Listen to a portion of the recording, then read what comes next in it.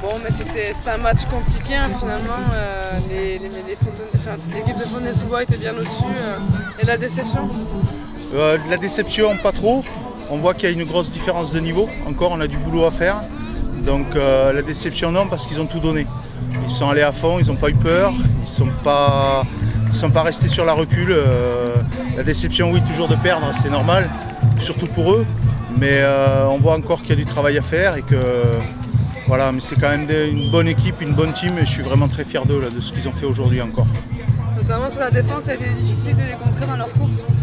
Ouais, parce qu'on n'était pas habitué d'avoir des joueurs qui étaient notamment qui avaient de gros gabarits comme le leur. On a souvent eu des runs qui étaient un peu maigrelet, des quarterbacks pareils. Maintenant, d'avoir des joueurs qui donnent de l'impact, d'avoir des grosses lignes, ça a été assez difficile à gérer pour un match en finale. Ouais.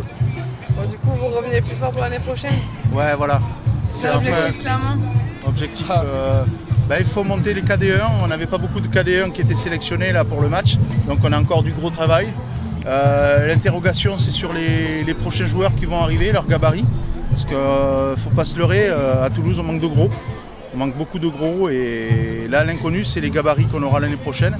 Mais techniquement et tactiquement, ils ont envie. Donc ils apprennent facilement et ils sont sérieux à l'entraînement.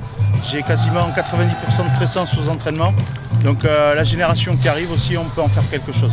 C'est justement ça qui va faire que vous allez réussir à réduire peut-être l'écart entre les poules du Nord et les poules du Sud. Voilà, en travaillant plus à l'entraînement.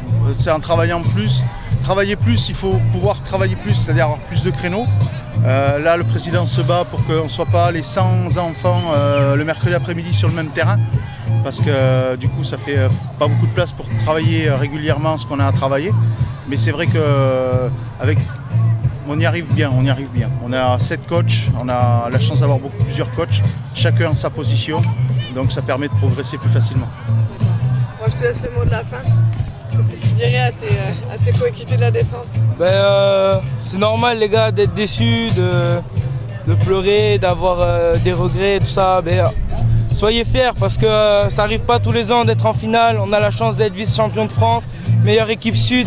Et je pense que c'est un très beau parcours déjà.